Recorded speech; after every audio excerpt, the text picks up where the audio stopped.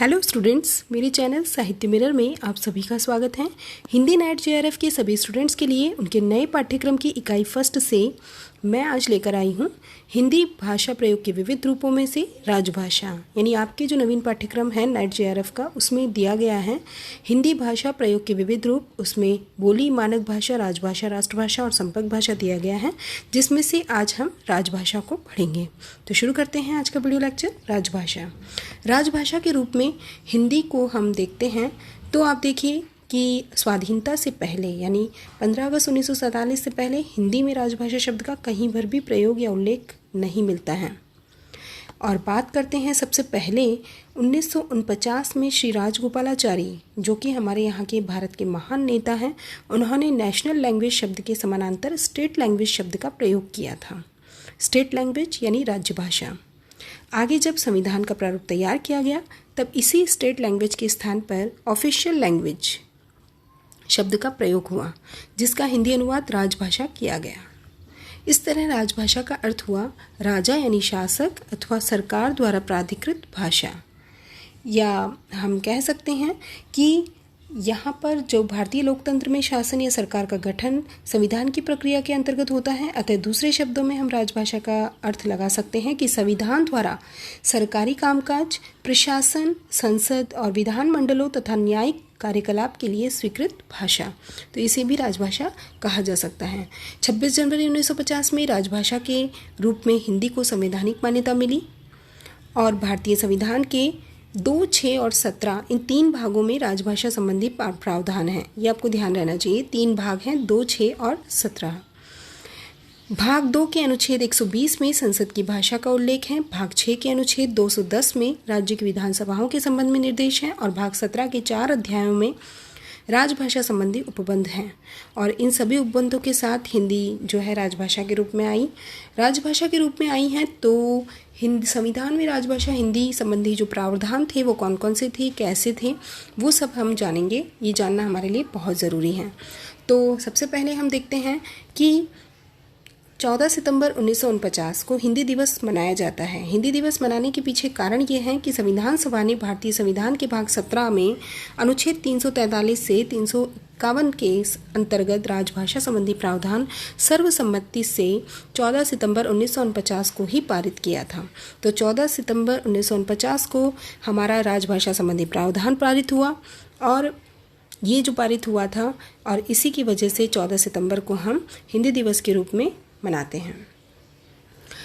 और हम बात करते हैं भाग 17 343(1) की। तो संघ की राजभाषा हिंदी और लिपि देवनागरी होगी, ये लिखा गया है उसमें। अंकों का जो रूप है भारतीय अंकों का अंतर्राष्ट्रीय रूप होगा। संविधान में ध्यान रखिएगा कि संविधान में कहीं भी राष्ट्रभाषा के रूप में कहीं पर भी प्रयोग नहीं मिलता है हिंदी का। राष्ट्रभाषा के रूप में हिंदी का प्रयोग संविधान में कहीं नहीं है। 343(2) में संविधान के प्रारंभ से 15 वर्ष की अवधि तक शासकीय प्रयोजनों के लिए अंग्रेजी भाषा का प्रयोग किया जाता रहेगा, ये दिया गया है।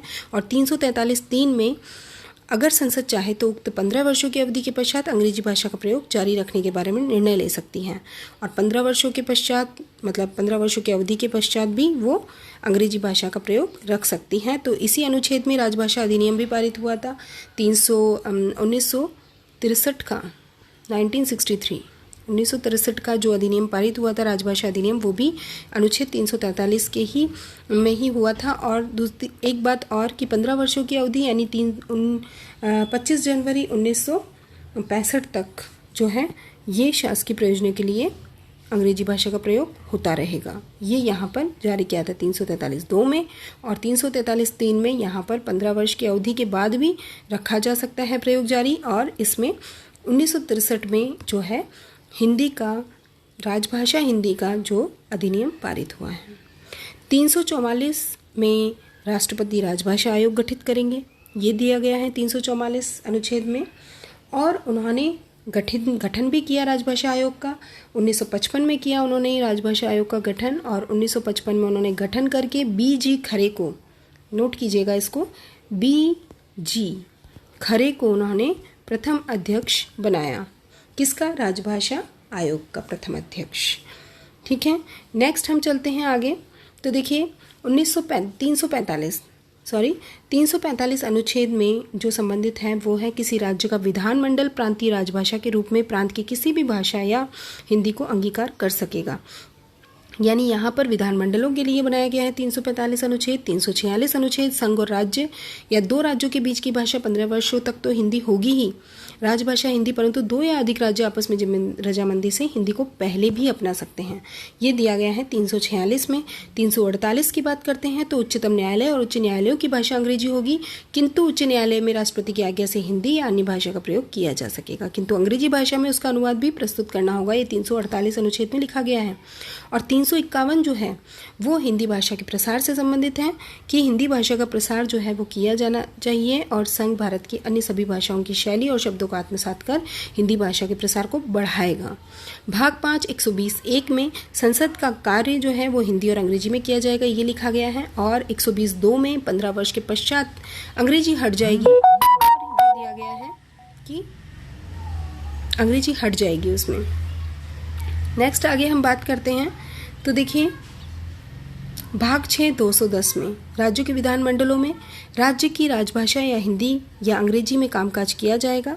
राज्य विधानमंडल विधि बनाकर अंग्रेजी के प्रयोग की अवधि में विस्तार कर सकते हैं। यानी यहाँ पे 210 जो अनुच्छेद है इसमें यहाँ पर बताया गया है कि मेघालय, नागालैंड और मेघालय ने तो अंग्रेजी को राजभाषा घोषित भी कर दिया, तो अंग्रेजी को राजभाषा भी घोषित किया जा सकता है। तो यहाँ पर कुछ विस्तार किया गया। 8वीं अनुसूची की भाषाओं की बात करते हैं तो प्रारंभ में 14 भाषाएं थीं। 21वें संविधान संशोधन से सिंधी को जोड़ा गया जो कि 1967 में इसे जोड़ा गया था। आगे देखिए आप यहाँ पर इसको जोड़ा गया। 71वें संविधान संशोधन से कोंकणी, मणिपुरी, नेपाली जोड़ी गई 1952 में। और संशोधन अधिनियम से मैथिली जोड़ी गई। कौन सा संशोधन अधिनियम? 92वां संशोधन अधिनियम। ये मैंने शायद यहाँ है नहीं, मिसप्रिंट है। तो 92वां जो संविधान संशोधन अधिनियम था उसमें मैथिली को जोड़ा गया। एक बार प्रश्न भी पूछा गया था कि निम्नलिखित में से कौन सी वो बोली है जो राष्ट्रभाषा बनाई गई, तो मैथिली वो बोली है जो राष्ट्रभाषा बनाई गई थी उस समय में।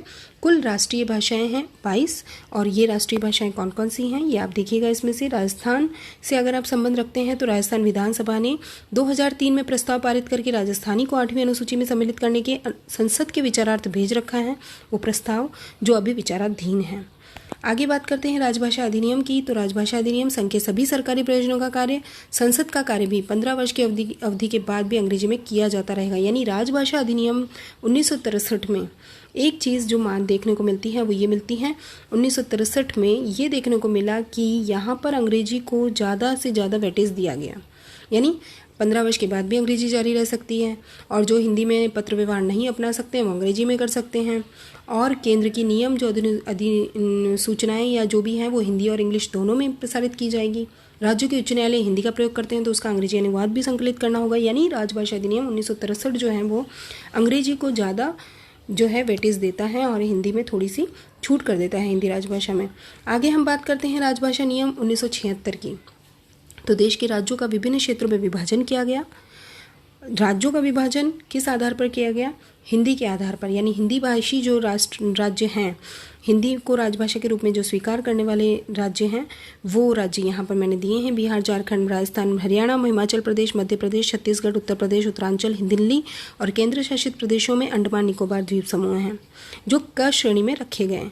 और ख श्रेणी में वो राज्य आए जो कि हिंदी प्रदेश तो नहीं है परंतु वो संघ के साथ अपने आप को हिंदी में से जोड़े रखेंगे। यानी जिन राज्यों ने केंद्र सरकार के साथ हिंदी को अपनाने का निर्णय किया वो हैं गुजरात, महाराष्ट्र, पंजाब और केंद्र शासित प्रदेश चंडीगढ़। यानी ये चंडीगढ़, पंजाब, महाराष्ट्र और गुजरात ने ये निर्णय लिया कि हम संघ के साथ मिलकर हिंदी को आंशिक रूप से अपनाएंगे और इसीलिए इन्हें ख श्रेणी में रखा गया।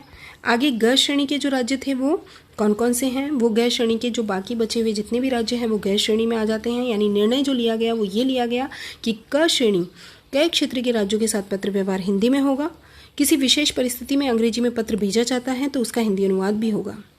ख क्षेत्र के राज्य सामान्यतः हिंदी में पत्र व्यवहार करेंगे किंतु अंग्रेजी का प्रयोग कर सकते हैं और ग क्षेत्र के राज्यों से पत्र व्यवहार अंग्रेजी में होगा। यानी यहाँ पर राजभाषा के कार्यान्वयन के लिए समितियाँ बनाई गई थी। उन समितियों में प्रमुख समितियाँ हैं केंद्रीय हिंदी समिति जिसके अध्यक्ष प्रधानमंत्री होंगे, ये उस समय बनाई गई। संसदीय राजभाषा समिति बनाई गई जिसमें 20 लोकसभा सदस्य और 10 राज्यसभा के सदस्य थे। हिंदी सलाहकार समिति बनाई गई। प्रत्येक मंत्रालय में मंत्री की अध्यक्षता में गठित एक समिति थी, उसे हिंदी सलाहकार समिति के रूप में जाना गया। इस तरह से राजभाषा अधिनियम भारत की संसद में कुल अनुच्छेद मतलब अगर आप देखें कि किस अनुच्छेद के तहत राजभाषा अधिनियम को पारित किया गया, अगर ये पूछा जाता है तो 343(3) के अंतर्गत ये आपको प्रश्न पहले पूछा गया है, इसलिए बता रही हूँ भारत की संसद में किस अनुच्छेद के तहत राजभाषा अधिनियम को पारित किया गया। तो पारित किया गया है किस अनुच्छेद के तहत, 343 के और भी 1, 2, 3 दिए होंगे तो तीसरे में। ठीक है, इस तरह से आपको ये ध्यान रखना है। और एक बहुत मोटी बात आप देख सकते हैं, 26 जनवरी अगर 1950 की आप बात करते हैं तो 1950 में हमारा जो है राजभाषा को मान्यता मिली है, राजभाषा बनाई गई। तो यहाँ पर अब 13 वर्ष बाद अगर देखते हैं तो 1963 की बात करते हैं हम, 13 वर्ष बाद तो 1963 में अधिनियम पारित हुआ था, राजभाषा अधिनियम। और अगर 13 वर्ष बाद हम वापस जाते हैं तो 1976 आता है। और 1976 में जो है वो नियम बने थे, राजभाषा नियम बने थे, जिसमें कि देश के राज्यों को अलग अलग श्रेणियों में विभाजित किया था, क, ख और ग श्रेणियों में। तो आप ये 13 वर्ष का जो अंतर है उसको अंतराल को देखकर आप ये इस तरह से इसे समझ सकते हैं। तो आज का वीडियो लेक्चर यहीं समाप्त होता है। मेरे चैनल को अगर आपको पसंद आया है तो रिक्वेस्ट करती हूँ कि मेरे चैनल को साहित्य मिरर को लाइक, शेयर और सब्सक्राइब करें और बेल आइकन प्रेस करें ताकि मेरे आने वाले सभी वीडियो के नोटिफिकेशन आपको समय पर मिलते रहें। नेक्स्ट वीडियो लेक्चर में फिर हम आगे इसे पढ़ेंगे, नए पाठ्यक्रम से आगे जो भी दिया है टॉपिक उस पर पढ़ेंगे। वीडियो को अंत तक देखने के लिए आपका बहुत बहुत धन्यवाद।